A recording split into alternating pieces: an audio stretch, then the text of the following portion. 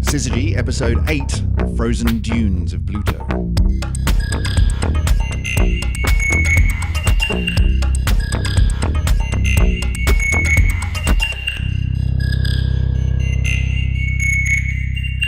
And welcome back to another episode of Syzygy. This is episode number 8. In this episode, we're going to be talking about what used to be planet number 9, and then it kind of got a bit demoted. When I was growing up, we always had 9 planets, and Pluto was the last of them. But poor old Pluto, it's not a planet anymore. So we'll be talking about that, and in particular, some really interesting news that's come from Pluto really, really recently. The fact that it's not quite a simple little lump of rock that we thought it was. It's pretty complicated. Joining me, as ever, on the microphone is Dr. Emily Brunston. Hi, Emily. Hello, hello. So, Pluto, what's been going on? What have we just learnt about this far-flung sphere of rock orbiting the sun? Well, it's really exciting. Far from being this kind of cold, dead lump of ice that's just drifting out there in the far reaches of space. Which is what you'd sort of expect, right? I mean, it's really far away. It's a long way out, and it's not even, I mean, we'll get to this in a minute, but it's not even big enough to be proper planet. It's sort of, demoted. So we always just kind of assumed it was kind of dull, but it's not. No, it's very exciting, in fact. And we've got evidence now that we've got dynamic processes going on the surface of Pluto. Now, dynamic processes, that's a fancy way of saying there's stuff happening down there on the surface. Yeah, real-time things are happening. Yeah. And we can see that because we can see these dunes of methane, which are formed on the surface of Pluto. Which is really cool, because not only does that mean, like, to get dunes, not only do you need to have methane on the surface able to be pushed around, but you've got to have an atmosphere and winds. I mean, dunes come from, on Earth, sand dunes come from sand being pushed around by the wind. So Pluto's got wind, which is cool. Stuff moving around on its surface. Yeah, who knew? Okay, so we're going to be talking about that today. But before we get there, I think there is a really large, rocky elephant in the room, sort of a planet-sized or maybe slightly smaller than planet-sized elephant in the room, which is Pluto's status. And frankly, I'm amazed it's taken us 8 episodes to get here, because amongst a certain number of people who do follow, astronomical things, the demotion of Pluto from planet to dwarf planet was a big deal. And there are a lot of people who are still really quite bent out of shape about this. So let's back up and talk about Pluto, the history of the planet, and we'll work our way up to that particular elephant. Emily, when did we first learn that Pluto was there? Well, we found Neptune because we knew that from orbital mechanics there was another planet that had to be out there in the solar system. And then after finding Neptune and starting to observe it for a while, this is in the late 1800s, Neptune was doing something a little bit weird. It was wobbling around a little bit in a way that it shouldn't have. When you say wobbling around, it's not like people spotted it and you could see it wobbling around in real time. Neptune's orbiting it takes a really long time to go around the sun. If you observe its orbit for long enough, then you can tell that orbit's not what you'd expect from what we can see. Something was disturbing Neptune. So there had to be something else out there. Yes. And that something it was eventually found to be Pluto, but it took us a long time to find it. It was a real planet hunt, if you like. So how long? So we started looking for it in the early 1900s. Very famously, Percival Lowell started, he founded his own observatory and started hunting for this planet. Really, really, I guess, frustratingly in some ways, he actually kind of did find it, but he didn't see it for what it was at the time. So what do you mean by that? What did he see? So they made some mathematical predictions about where it should be in the sky, and they were photographing those parts of the sky. And it was actually found when they went back into those photographs that it was there at the time. Oh, right. This so is in just missed it. Yeah, 1915. Unfortunately, Percival died in 1916. So he didn't actually see the discovery of his Planet X, he was calling it. But they employed another astronomer a little bit later on, and in 1930 he managed to find it. This is a guy by the name of Tombaugh. Right. And that's several decades it's taken to find this. Yeah, it was a tricky thing to nail down, right? And it's so tricky because it is so small and so far away from the sun. Yeah, I mean, it's tiny, isn't it? It's really tiny. You know, it's smaller than Mercury. It's Mercury, smaller than the moon. Yeah. So you're looking at something that's about the third the volume of the moon. Right.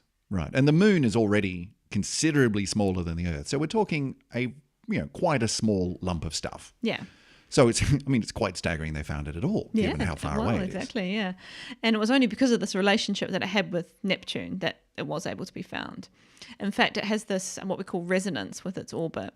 So every time that Neptune goes around twice, Pluto goes around 3 times.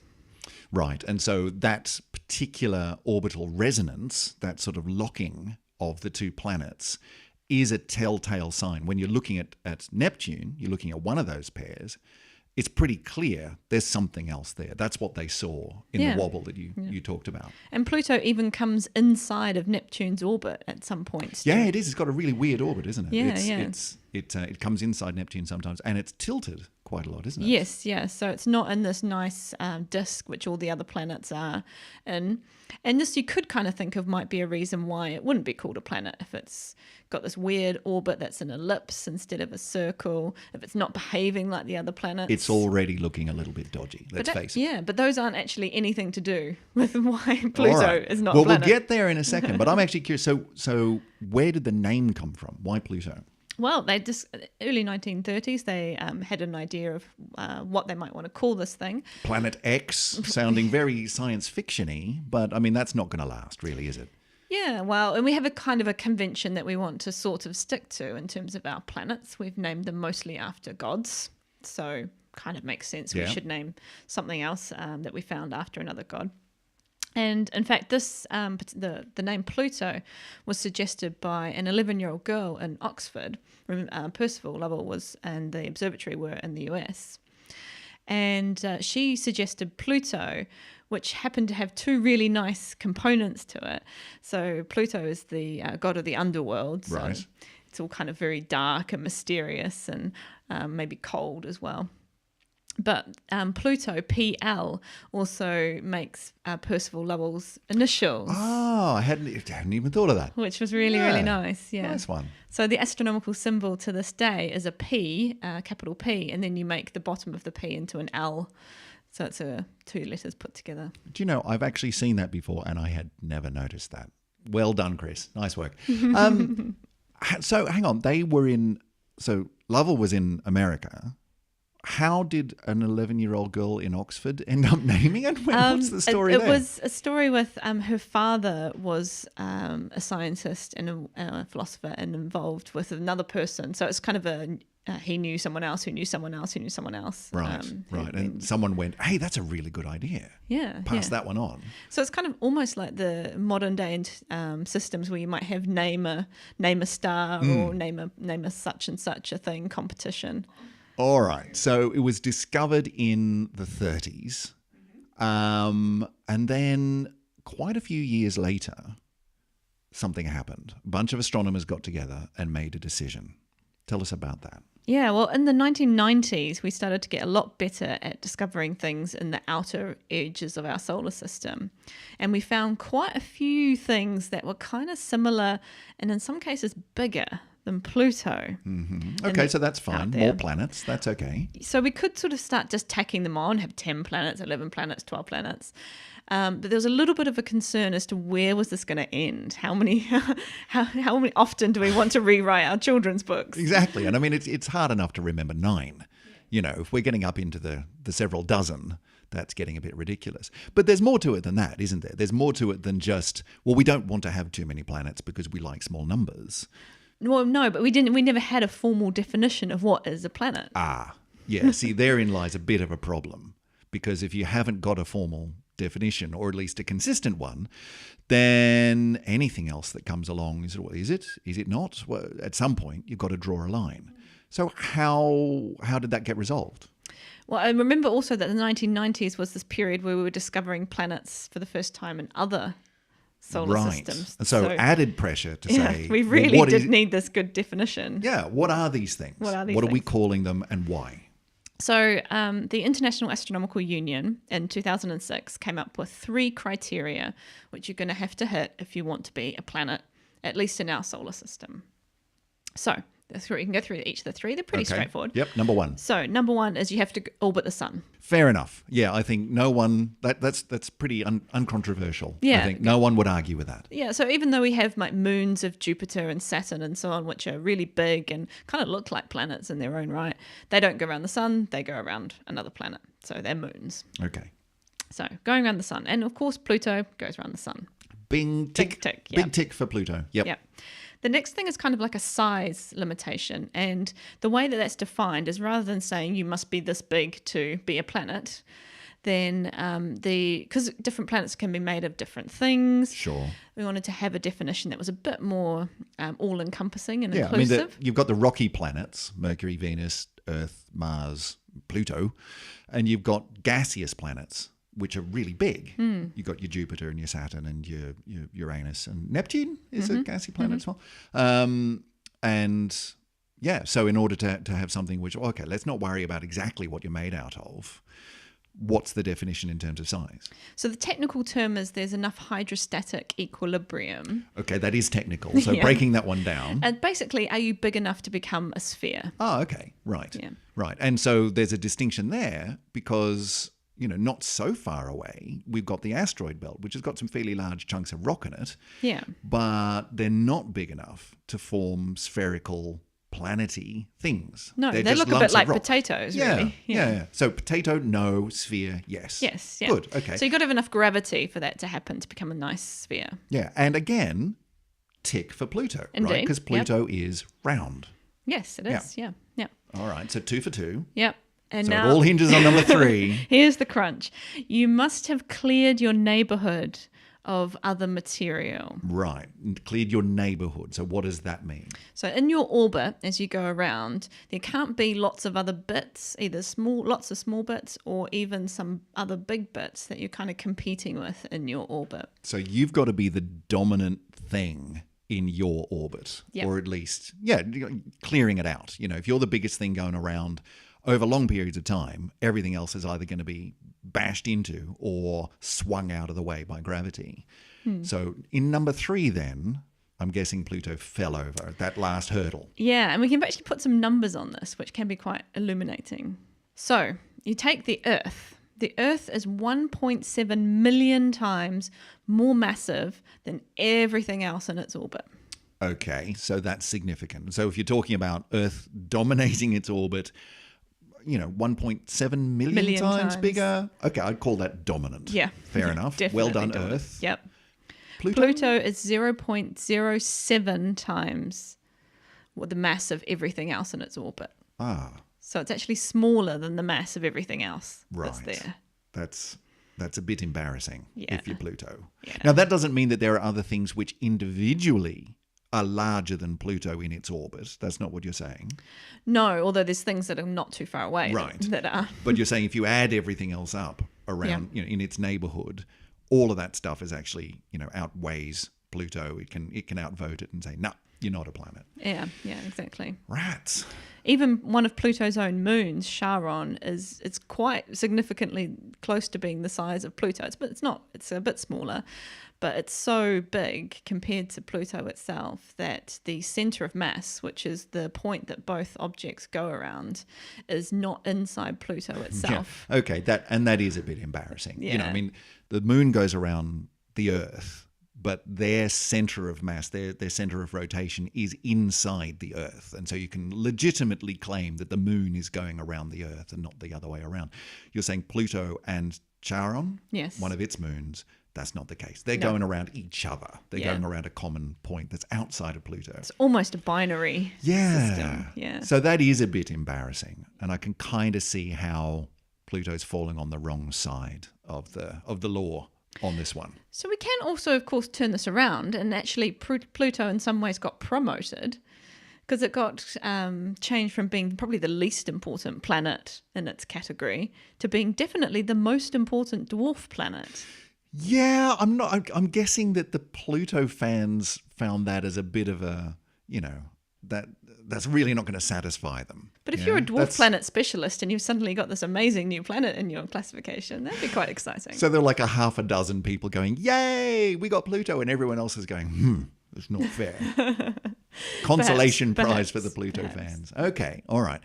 But it did. I mean, it created this massive amount of concern from Pluto fans, which for those of us who are outside astronomy, I can kind of see it because I grew up with Mercury, Venus, Earth, Mars, Jupiter, Saturn, Uranus, Neptune, Pluto. Pluto's number 9, and it's, those are the planets. And so to have one of them taken away is a bit odd.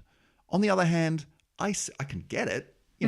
Things change. Why was there, and still is to this day, such consternation over Pluto's status? Why is it so controversial? Is it just people don't like change?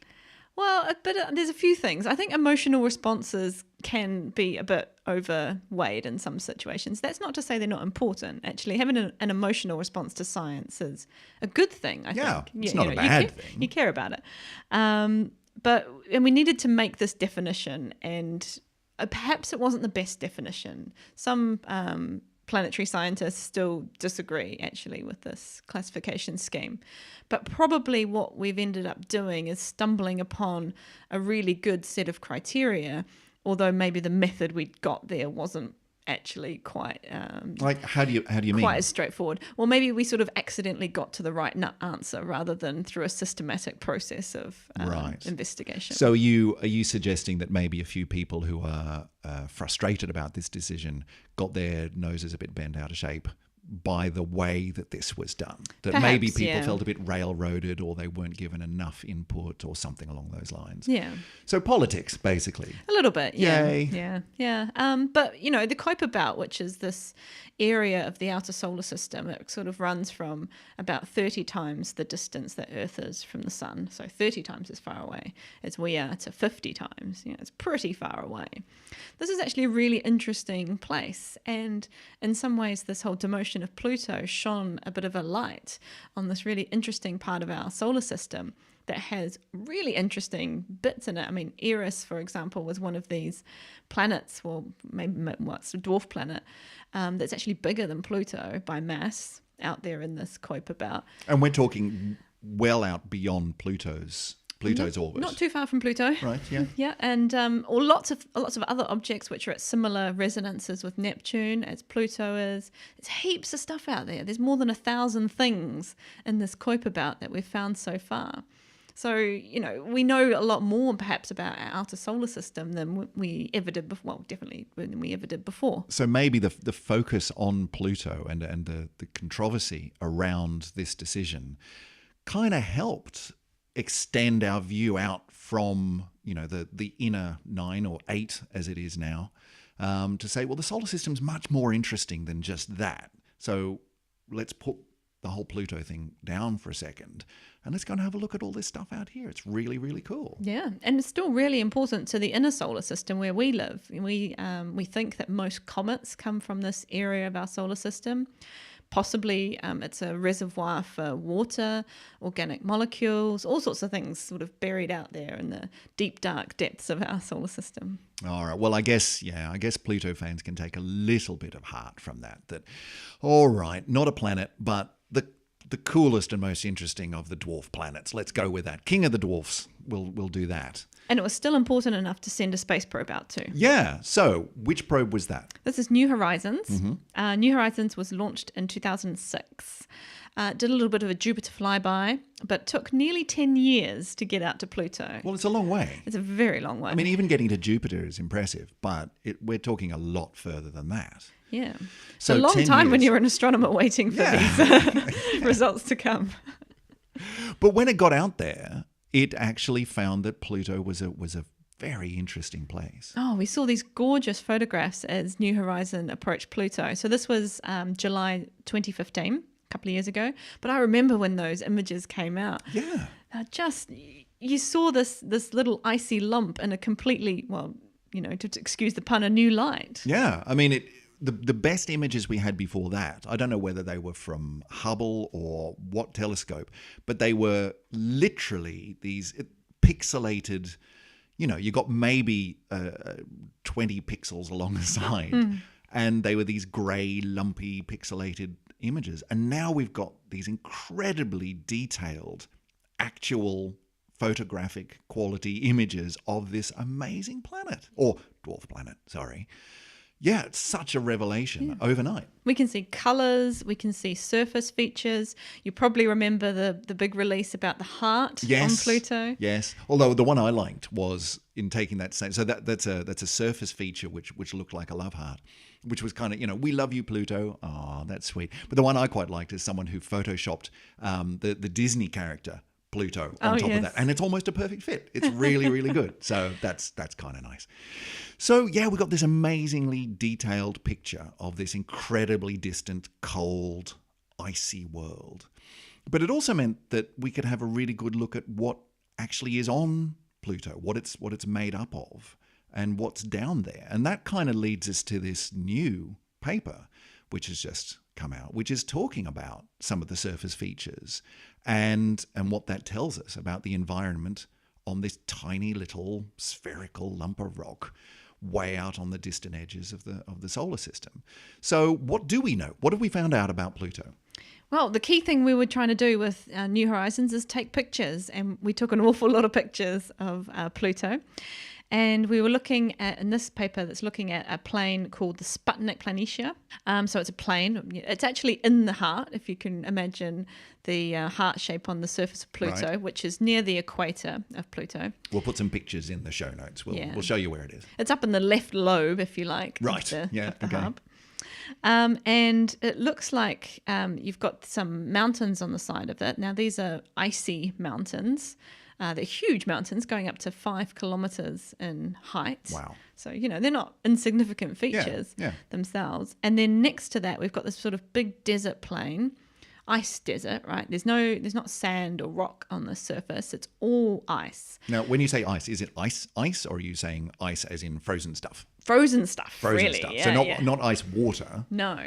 So what we're talking about, we're talking about temperatures of minus 230 degrees. Cold. Really cold. Seriously cold. So things that are gases on... One of those temperatures where it doesn't really matter whether you're talking about Celsius, Fahrenheit. It's just cold. It's really cold. But yeah, so the gases and so on that we see on our planet in sort of normal temperatures become ice at that temperature. One of the important ones is nitrogen, on Pluto, and also methane. And it's methane that we think are forming these dunes on the surface of these plains. Right, these dunes which have been seen in this latest paper and in the flyby by the mission. And dunes in the same sense that we see dunes here on Earth. We see sand dunes created by wind blowing tiny particles across the surface, and the way that the flowing air on Earth, the flowing atmosphere, interacts with these mounds of tiny particles means that they build up and then drops off on the other side, and you have these hills and troughs, often in very regular patterns. And when you look at the surface of Pluto, hang on, those are dunes. Yeah. Those are actual dunes. Yeah. And so you work backwards and think, something's making them. And we even see snow dunes on Earth as well, actually, in Antarctica. So we're sort of familiar with even these exotic icy processes that are going on. So so you think, okay, there's dunes. That's nice. What can we actually learn from this about Pluto? Well, a few things. First of all, we can say that because there's dunes and not craters on the surface, that tells us something about the age and the timescales of the processes that are happening. Right. So presumably it means that these things are forming and changing and reforming over quite short time frames. Yeah. So we've mentioned that things in our solar system that are old, that don't change, have lots of craters on them. So the moon or Mercury.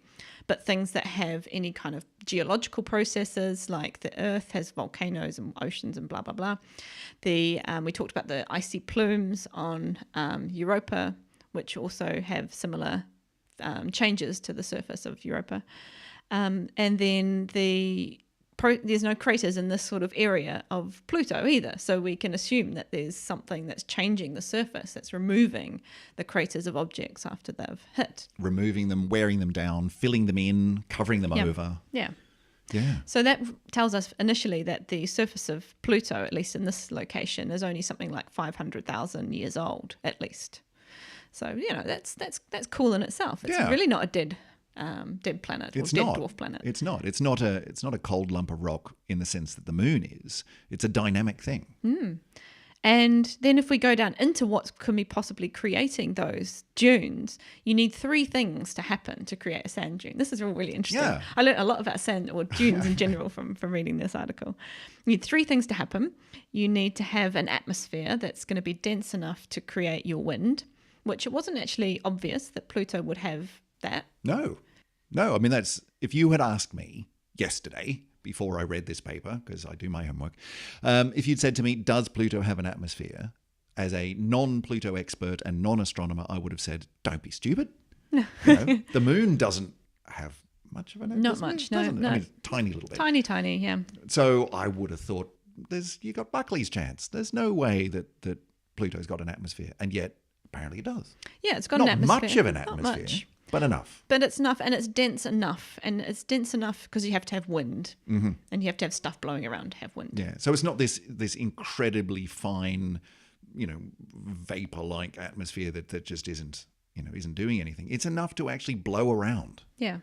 It's not this extreme winds that you get on some of the really, like Venus and Jupiter. It's not these big blasting winds. In fact, the wind speed they've calculated from these dunes is actually really modest. It's about the same as on Earth. Yeah, I read. 10 meters per second, which is 36 kilometers per hour. I frequently see that as a number when I'm observing. But if you were standing on the surface of Pluto, you might not actually feel that, because the atmosphere is, was I reading, 100,000 times less dense than on Earth. Yeah. So it may be moving around at the same speeds, but there's a heck of a lot less of it. Yeah, exactly. And that's why it's sort of possible to go at a higher speed as well. Sure. But it is there, and it's enough to move around the tiny particles which are on the surface. And those tiny particles are what? I mean, it's not sand. Yeah, so that comes to our second condition. Okay. You need these particles, so you need it to be dry, because if it's kind of wet, or at least not wet in the sense of water, but wet enough that the particles are going to start to melt a little bit and stick together. And form bigger lumps. Yeah. Then you're not going to be able to lift them off the surface and push them around. Right, so they've got to be small and they've got to be dry. Yeah. That's not actually so surprising that a lot of these very, very cold places are very dry. Think about Antarctica on our planet. It's an incredibly dry place. It's technically a desert. Yeah. Which is weird, but true. Yeah. So Pluto's not really, that doesn't surprise us. We thought that might actually be the case. Cool. Yeah. And we also got to get these particles up off the ground. Right. This is number 3. Yeah. This is a little bit trickier. So you can't just have the wind sort of push, because the particles will stick to one another just through kind of like a similar process to surface tension. They're kind of just attracted to each other. And the wind might not be quite strong enough to just blow them around willy-nilly. So we need to get these particles up off the surface. And that's probably done through sublimation. Okay. Again, another technical word. So sublimation. What are we talking about? So this is the process where you have a solid that goes to a gas basically instantaneously without sort of bypassing that middle phase, which is going to a liquid. Right. So normally a solid would melt and turn into a liquid, and then the liquid would boil and turn into a gas. But sublimation is skipping out that step in the middle and just going, I'm a solid, no, I'm a gas. I'm a gas, no, I'm a solid. And just jumping directly between them, which you can do under certain conditions with certain types of materials. Yep. It depends on the temperature and the pressure and the type of material, but it's possible. Mm-hmm. And you can do it on Pluto when you have the sun, because although being incredibly far away, the sun is still in the sky in Pluto. It's still bright, and it still has a temperature impact, especially as Pluto rotates around. So when that sort of part of Pluto comes into the sunlight, you might get a bit of sublimation of these methane ices coming up and then reforming, and the wind's sort of blowing them around in the meantime. So the sublimation, the turning of the solid into the gas, is enough to blow some of these tiny grains up off the ground. Yeah, it gives them a sort of enough energy to be pushed around. And then these incredibly thin but modestly moving winds can blow them around. Yeah. And so you can then have the processes to form the dunes. Yeah, so these winds are probably coming down off these icy mountains and pushing the dunes, and they're all sort of lined up in a way that you'd expect from those. And the sizes of the dunes can actually tell you a little bit about what the grains, if you like, of these dunes are made of. I think sort of weirdly, coincidentally in some ways, they are a similar grain size to sand on Earth. You go all the way to the other end of the solar system and find stuff that looks awkwardly similar to what we find here. Yeah. I mean, that's really cool. Yeah. So there's some beautiful pictures of some dunes in China in the science paper that that they published the research in that are very, very similar to the structures that you can see on Pluto. Okay, so we've got this amazing new picture just in the last couple of years. You know, it took us 10 years to get out there, but it was worth it because we've just got so much data about this tiny little lump on the distant, far-flung reaches of the solar system. So is that it? Are we done with Pluto now? I don't think so. No way. Goodness me, no. So what's next? Well, so of course we've still got lots of data from New Horizons to analyze. We only got it a couple of years ago, and you can pore over every image and find every available piece of information in there. So we're going to see more just from the New Horizons missions. Now, the problem is after that, we don't actually have any missions planned to Pluto. I mean, fingers crossed that the results from the New Horizons probe are really going to spur our scientific interest. I think they already have. So we're looking at proposals for the next, what they call decadal survey by NASA. This is when NASA chooses all the missions it's going to do in the next 10 years. Right. I'd be very surprised if there isn't a Pluto mission that goes as part of that. Maybe not just to Pluto, because you kind of got to get as much bang for your buck as you can. And if you're gonna go all that way, you're gonna be passing, ideally, a few other places along the way, particularly if you need a little bit of a slingshot up to get out to Pluto a little bit faster and go around some of the other planets. So yeah, it would be a part of a broader mission. Yeah, so we'd have some lots. New Horizons itself is actually carrying on. It's, I think, the 5th object that we have sent that has left our solar system, for some definition that you might have of solar system. But anyway, it's heading off to a Kuiper object. Now, this one has not got such a nice name as Pluto. Right. It's called 2014 MU69. Yep. But I mean, I guess if you've found all of these things out there in the belt that, you know, you can't name all of them, that's starting to get crazy. So you just got to go with the catalogue name. Fine. I'm sure we'll think of something nice before it gets there. But it's going to be there on New Year's Day 2019. Oh, cool. That's not far away at all. No. So we're going to get to see some new pictures of another Kuiper Belt object, another potentially dwarf planet. Will that be the first time we've done that? I think so. Because we might have something from Voyager, but...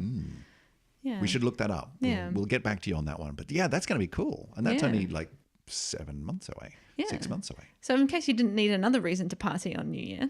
Excellent. Well, that's what we'll be doing. We'll be popping the champagne and then checking our Twitter feed and looking for photos. Yeah. Although, how long does it take an image to come back from something out there in the Kuiper Belt? So, well, we can approximate it by saying that light from the sun takes about 5.5, 6 hours to get to Pluto. So basically what we're sending back is light. So about the same. Depends where Pluto exactly is in its orbit and where the probe New Horizons is exactly. So we might be nursing a little bit of a New Year's Day hangover by the time it gets back to us. Yeah. They didn't say whether it's January the 1st British time or...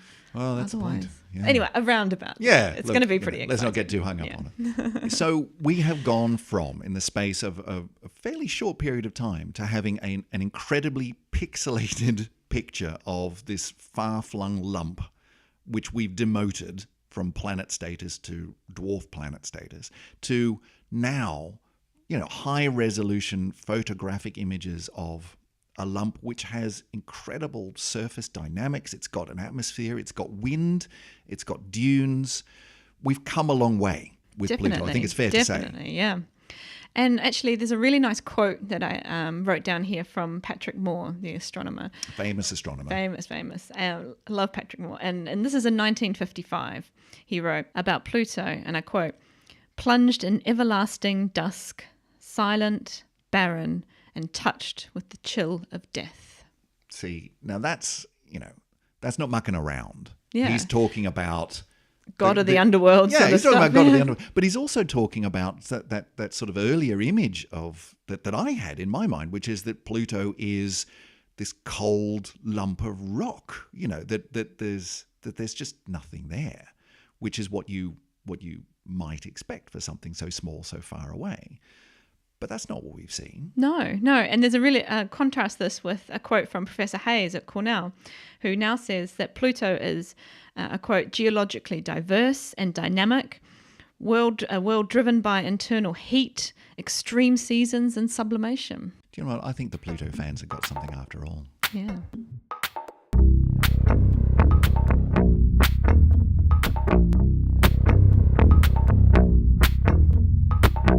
And that brings us to the end of another edition of Syzygy. If you've enjoyed the show, then as ever, it really helps us out if you tell us that. And the best way you can tell us that is by leaving a review, some stars, a couple of words, a big thumbs up on your podcast directory of choice, whether that's the Apple podcast directory on iTunes, or whether it's through any of the other directories that you can find. You can also come and find us on our website, syzygy.fm, that's syzygy.fm, and there's a form there that you can contact us and send us through your comments, your queries, any questions that you send to us. We'll try to come up with a decent answer, and we might include it on a future episode, depending on whether or not we can figure it out for ourselves.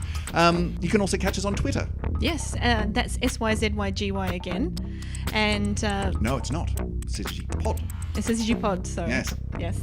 I knew that. You knew that. Yeah, because you check Twitter all the time. I do, actually. It's the best way to get NASA stuff. Straight out of that. That's great. Yeah, so we're at Syzygy Pod on Twitter. That's right. And actually, I wanted to mention before we left today that the Syzygy logo, we'll put a link to the original photograph that New Horizons took. Now, this is a photograph it took after it had visited Pluto, turned around and took a picture of Pluto with the sun behind it. Ooh. Actually looks a little bit similar to our logo. Okay, Yeah, looking really forward to nice. that. That'll be good. We'll put that one in the show notes. And you can find all sorts of information about the things that we talk about in the show notes. And those of you who are listening to this on a special subset of all the podcast players that you can find out there, some of them you may have noticed we actually have pictures along the way as well. So if you're missing out on that side of the podcast, the enhanced image side of the podcast, maybe go and check out whether or not your podcast player can do chapter images. That's all I'll say for now. Little treat for you to find out if you haven't seen them before. The podcast is produced by me, Chris Stewart, here in the palatial studios that we have, the podcast studios here at the University of York. It's actually Emily's office, but it's nice and comfy. It's a nice place. Might put a picture of this in the show notes. We'll have a look.